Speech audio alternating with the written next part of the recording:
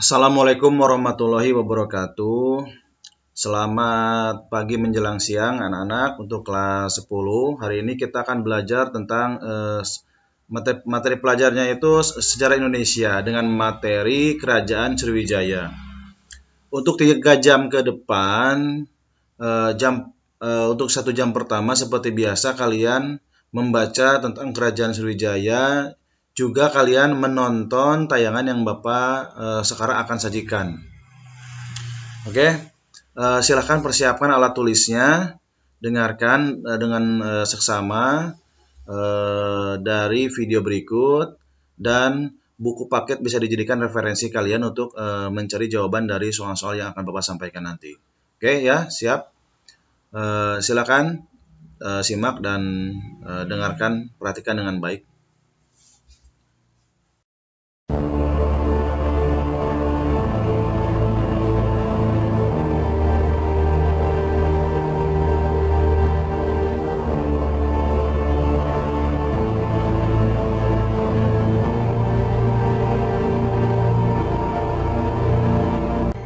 Kerajaan Sriwijaya atau biasa disebut Sriwijaya adalah salah satu kerajaan maritim yang kuat di wilayah Pulau Sumatera dan memberi pengaruh banyak di Nusantara.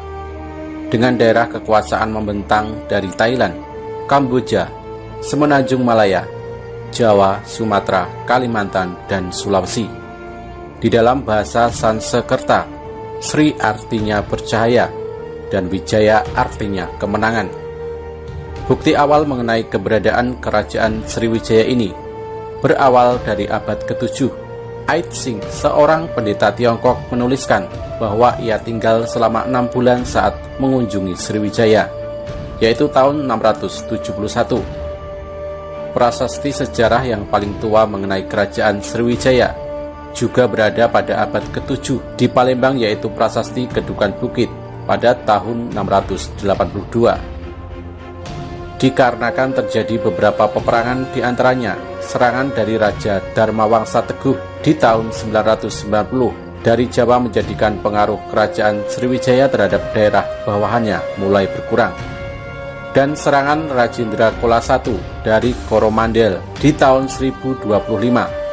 Selanjutnya, di tahun 1183, Sriwijaya di bawah kendali kekuasaan kerajaan Dharmasraya.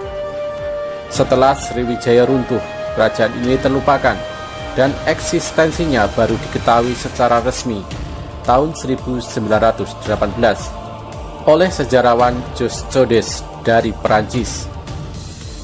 Tidak ditemukan catatan lebih lanjut mengenai kerajaan Sriwijaya dalam sejarah Indonesia. Masa lalunya yang sudah terlupakan dibentuk kembali oleh sarjana asing. Tidak ada orang Indonesia terkini yang mendengar mengenai sejarah kerajaan Sriwijaya sampai tahun 1920-an, ketika sarjana Perancis Jos Codes menyebarkan penemuannya dalam koran berbahasa Belanda dan Indonesia. Codes menyatakan bahwa referensi Tiongkok dalam San Fotsi sebelumnya dibaca Sriboja, dan beberapa prasasti dalam Melayu kuno bersumber pada kekaisaran yang sama. Kerajaan Sriwijaya menjadi ikon kebesaran Sumatera awal dan kerajaan besar Nusantara di Jawa Timur selain Majapahit. Pada abad ke-20, kedua kerajaan tersebut menjadi rujukan oleh kaum nasionalis untuk menunjukkan bahwasannya Indonesia adalah salah satu kesatuan negara sebelum kolonialisme Belanda. Tertulis berbagai macam nama Sriwijaya.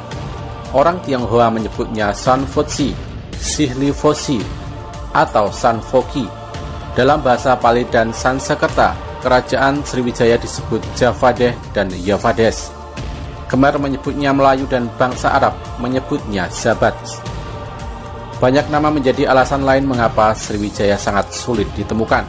Sementara dari peta Ptolemeus ditemukan keterangan mengenai adanya 3 pulau Sabadeh Bay yang dimungkinkan berkaitan dengan Sriwijaya. Pierre Yves Mengwen melakukan observasi sekitar tahun 1993 dan berpendapat bahwa pusat kerajaan Sriwijaya berada di Sungai Musi antara Bukit Sabu Kingking dan Seguntang. terletak di Provinsi Sumatera Selatan sekarang. Namun sebelumnya Supomo berpendapat bahwa pusat kerajaan Sriwijaya terletak pada wilayah sehiliran Batanghari antara Muara Sabak sampai Muara Tembesi di Provinsi Jambi sekarang, dengan catatan Melayu tidak di wilayah tersebut. Jika Melayu pada wilayah tersebut, ia cenderung pada pendapat Moens, yang sebelumnya juga telah mengeluarkan pendapat bahwa letak dari pusat kerajaan Sriwijaya berada pada wilayah Candi Muara Takus, Provinsi Riau sekarang, dengan perkiraan petunjuk arah perjalanan dalam catatan Aitsing, serta hal ini juga dapat dikaitkan dengan adanya berita tentang pembangunan sebuah candi yang dipersembahkan oleh Raja Sriwijaya tahun 1003 kepada Kaisar Cina yang diberi nama Cheng Tin Wansu, candi bungsu sebagian dari candi yang terletak di Muara Takus. Namun yang pasti pada masa penaklukan oleh Rajendra Kula I, berdasarkan prasasti Tanjore, Sriwijaya telah beribukotakan di Kadaram, yakni Kedah sekarang. Pembentukan dan pertumbuhan kerajaan Sriwijaya. Belum banyak bukti fisik mengenai kerajaan Sriwijaya yang bisa ditemukan. Kerajaan ini merupakan negara maritim dan menjadi pusat perdagangan. Namun kerajaan ini tidak meluaskan kekuasaannya di luar wilayah Kepulauan Asia Tenggara, dengan pengecualian berkontribusi untuk sebuah populasi Madagaskar sejauh 3.300 mil di wilayah barat. Beberapa ahli masih berselisih kawasan yang menjadi pusat pemerintah Sriwijaya. Selain itu, bisa jadi kerajaan ini biasa memindahkan pusat pemerintahannya. Namun kawasan yang menjadi ibu kota masih tetap diperintah secara langsung oleh penguasa, sedangkan daerah pendukungnya dipimpin oleh datu setempat. Sesuai dengan catatan Aitsing, Kekaisaran Sriwijaya telah ada sejak tahun 671. Pada tahun 682 dari prasasti Kedukan Bukit, diketahui imperium ini di bawah kepemimpinan Daputahiang. Di abad ke-7 ini, orang Tionghoa mencatat bahwa terdapat dua kerajaan, yaitu Kedah dan Melayu, menjadi bagian kekuasaan Sriwijaya. Berdasarkan prasasti Kota Kapur pada tahun 686, ditemukan di Pulau Bangka. Bagian selatan Sumatera ini telah dikuasai Kemaharajaan Sriwijaya, Pulau Bangka dan Belitung hingga Lampung. Prasasti ini juga menyatakan bahwa Sri Jayanasa telah melancarkan petualangan militer untuk menghukum bumi Jawa yang tidak mau berbakti kepada Sriwijaya. Peristiwa ini bersamaan dengan runtuhnya Kerajaan Holing atau Kalingga di Jawa Tengah dan Tarumanegara di Jawa Barat yang kemudian besar akibat diserang oleh Sriwijaya. Sriwijaya tumbuh dan sukses mengendalikan jalur perdagangan maritim di Selat Sunda, Selat Malaka, Laut Jawa, Laut Cina Selatan, dan Selat Karimata. Ekspansi kerajaan ini ke Semenanjung Malaya dan Jawa menjadikan Sriwijaya mengontrol dua pusat perdagangan di Asia Tenggara. Berdasarkan penelitian, ditemukan reruntuhan candi-candi Sriwijaya di Kamboja dan Thailand. Pelabuhan Cem di sebelah timur Indochina di abad ke-7 mulai mengalihkan banyak pedagang dari Sriwijaya. Untuk mencegah hal tersebut, Maharaja Dharmasetu melakukan beberapa serangan ke kota-kota pantai di Indochina. Kota Indrapura di wilayah tepi Sungai Mekong di awal abad ke-8 berada di bawah kendali kerajaan Sriwijaya. Sriwijaya meneruskan dominasinya atas Kamboja sampai pendiri Imperium Khmer. Raja Khmer Jayawarman II di abad yang sama memutuskan hubungan dengan Sriwijaya. Di akhir abad ke-8 beberapa kerajaan di Jawa, antara lain Holing dan Tarumanegara, berada di bawah kekuasaan Sriwijaya. Menurut catatan, Wangsa Sailendra pada masa ini pula bermigrasi ke Jawa Tengah dan berkuasa di sana. Di abad ini pula, di Semenanjung Melayu Langkasuka menjadi bagian kerajaan, di mana berikutnya Tramdralingga dan Panpan yang terletak di sebelah utara Langkasuka juga berada di bawah pengaruh kerajaan Sriwijaya.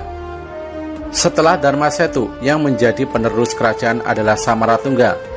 Ia berkuasa pada tahun 792 sampai 835. Tidak seperti Dharmasetu yang ekspansionis, Samaratungga tidak melakukan ekspansi militer, tetapi lebih memilih perkuat penguasaan Sriwijaya di Jawa. Selama masa kepemimpinannya, Samaratungga membangun Candi Borobudur di Jawa Tengah, yang selesai pembangunannya pada tahun 825. Sebagai pusat pengajaran agama Buddha Vajrayana, Sriwijaya menarik banyak peziarah dan sarjana dari berbagai negara di Asia. Antara lain Aitsing, seorang pendeta dari Tiongkok yang melakukan ekspansi ke Sumatera. Dalam perjalanan belajarnya di Universitas Nalanda, India pada tahun 671 dan 695. Dan di abad ke-11, seorang sarjana Buddha dari Benggala yang berperan dalam perkembangan Buddha Vajrayana di Tibet. Aitsing melaporkan bahwa Sriwijaya sebagai rumah bagi sarjana Buddha, sehingga menjadi sebuah pusat pembelajaran agama Buddha. Pelancong yang datang ke pulau ini menyatakan bahwa koin emas telah dipergunakan di pesisir kerajaan. Selain itu, ajaran Buddha Mahayana dan Buddha Hinayana juga turut berkembang di Sriwijaya. Budaya India banyak mempengaruhi kerajaan Sriwijaya. Diawali oleh budaya Hindu, kemudian diikuti pula oleh agama Buddha. Raja-raja Sriwijaya berhasil menguasai Kepulauan Melayu melalui perdagangan dan penaklukan dari abad ke-7 hingga abad ke-9, sehingga secara langsung ikut serta mengembangkan kebudayaan Melayu beserta bahasanya di Nusantara. Sangat memungkinkan bahwa Sriwijaya yang terkenal sebagai pusat bandar perdagangan di Asia Tenggara tentunya menarik minat dari para pedagang dan ulama muslim dari wilayah Timur Tengah, sehingga beberapa kerajaan yang awalnya merupakan bagian dari Sriwijaya kemudian tumbuh berkembang menjadi cikal bakal kerajaan-kerajaan Islam di Sumatera kelak di saat melemahnya kekuasaan Sriwijaya. Ada sumber yang menyatakan karena adanya pengaruh orang Muslim Arab yang banyak berkunjung di Sriwijaya, maka pada tahun 718, Sri Indrawarman, Raja Sriwijaya memeluk Islam, sehingga sangat memungkinkan kehidupan sosial Sriwijaya ialah masyarakat sosial yang di dalamnya adalah masyarakat Muslim dan Buddha sekaligus. Tercatat beberapa kali Raja Sriwijaya mengirimkan surat ke Khalifah Islam di Suriah. Pada salah satu teks berisi permintaan agar Khalifah Sudi mengirimkan dai ke istana Sriwijaya. Surat itu ditujukan kepada Khalifah Umar bin Abdul Aziz, yaitu 717 sampai 720 Masehi. Di dalam dunia perdagangan, Sriwijaya menjadi penguasa dalam mengendalikan jalur perdagangan antara Tiongkok dan India, yakni dengan penguasaan atas Selat Sunda dan Selat Malaka. Orang Arab mencatat bahwa Sriwijaya mempunyai aneka komoditi seperti kayu gaharu, kapur barus, kapulaga cengkeh, pala, gading, timah, dan emas, yang membuat Raja Sriwijaya kaya seperti raja-raja di India. Kekayaan yang amat banyak ini telah memungkinkan Sriwijaya membeli kesetiaan dari vasal-vasalnya di seluruh Asia Tenggara. Pada paruh pertama abad ke-10, di antara jatuhnya dinasti Tang dan naiknya dinasti Song, perdagangan dengan luar negeri cukup heboh, terutama Fujian, negeri kaya Guangdong, kerajaan Ming, dan kerajaan Nanhan. Tak diragukan lagi Sriwijaya meraup keuntungan dari perdagangan ini.